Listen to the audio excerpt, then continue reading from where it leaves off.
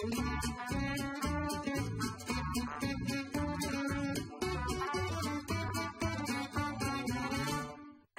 on va à présent se pencher sur le fameux thème de l'infidélité. Oui, alors ce thème est intéressant puisque si on parle d'infidélité, on parle de fidélité. Alors ça repose sur quoi au départ? Toujours pareil. Quelle est la source de l'infidélité? Quelle est la source donc de l'infidélité? Alors, n'en déplaise, et peut-être qu'il y a des personnes qui ont déjà des idées toutes préconçues là-dessus, quand on parle d'infidélité dans un couple, c'est qu'il y a forcément relation sexuelle extra-conjugale.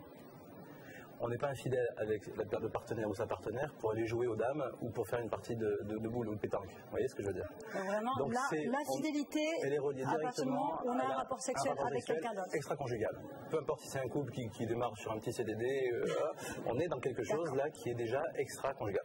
On a une rupture de contrat. Rupture de contrat. Ah, j'aime bien quand vous utilisez des termes un peu juridiques, là, comme ça, pour parler d'infidélité. C'est moral aussi, il faut entendre des choses. Alors je pense qu'après, le problème souvent dans les relations, c'est que les personnes n'arrivent pas vraiment à communiquer sur ce qu'elles veulent vraiment vivre en termes d'objectifs de couple. C'est-à-dire, Robert? On se lance dans une relation des fois et on n'a pas posé les bases de la relation. Et poser les bases de la relation, notamment, ça peut vouloir dire aussi, bien voilà, si je commence avec toi une relation, il y a un certain nombre de choses que je préférerais ne pas vivre ou que je préférerais vivre. Il faut vraiment exposer dès le début de la relation ce qu'on attend. On revient sur les bases, sur la première émission, on a parlé de la communication, c'est essentiel. Si l'autre n'est pas médium, il n'est pas là pour savoir ou découvrir ce qu'on a en tête ou pas.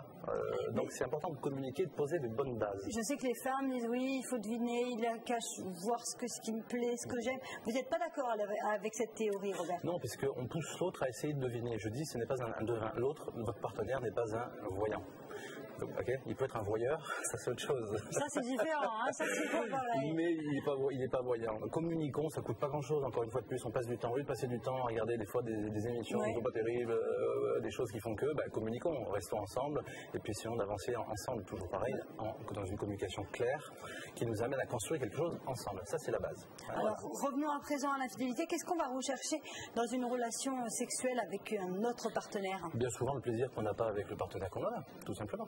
Ça veut dire que de tromper quelqu'un, ça signifie avoir des problèmes sexuels avec la personne avec qui on est? Il y a deux choses. La première, c'est que chez la femme, par exemple, elle va rechercher peut-être plus d'affection au départ. C'est peut-être pas une recherche d'activité sexuelle, si on peut dire. Okay. Mais si elle tombe sur un homme attentif, vous savez, au travail, on peut rencontrer quelqu'un qui est très doux, qui est très gentil, qui est très prévenant, et au bout d'un moment... oui, si le mari n'est pas forcément attentif. Il est dur, il ne parle pas, il n'est pas attentif, au bout d'un moment, peut-être qu'il y a une ouverture de cette façon-là. Et chez les hommes? Alors chez les hommes, là on est purement dans quelque chose de purement animal, on en déplaise encore à des personnes qui ont des convictions précises. L'homme, au départ, dans son animalité, il est là pour se reproduire. C'est quand même l'homme qui, à un moment donné, dans la dynamique de l'espèce, quand on parle de renouvellement de l'espèce, eh bien, il va être amené à pouvoir transmettre absolument toujours ses gènes pour pouvoir... C'est dur ce que vous dites. Et oui, mais c'est une base. Ça veut dire qu'un homme peut tromper...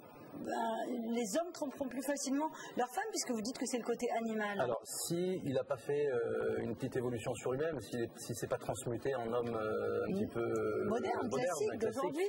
Mais c'est vrai qu'on a une base animale qui est présente. Il ne faut pas oublier que l'être humain est aussi un mammifère, donc aussi une base animale. Il ne faut pas l'oublier. De temps en temps, on met ça un petit peu de côté.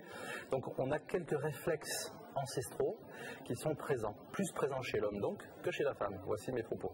Maintenant, ça ne justifie pas. Attention, messieurs, ne vous dites pas, tu comprends, chérie. Je vais te tromper, c'est animal. Parce qu'il faut que je me reproduise, parce que l'espèce humaine est en voie de disparition. Oui. Là, je pense que... Il ne faut pas rentrer là-dedans. C'est difficile. Donc, c'est vrai que c'est cet aspect-là. Alors, est-ce que les hommes sont plus fidèles, plus infidèles? Alors, est-ce qu'on a atteint la parité aujourd'hui? Alors, je pense qu'une certaine façon, oui. Alors, j'ai pas une auditrice, mais enfin oui, on pourrait dire ça, qui me disait, tu sais, c'est pas parce qu'on ne parlait pas de ces choses qu'elles n'existaient pas.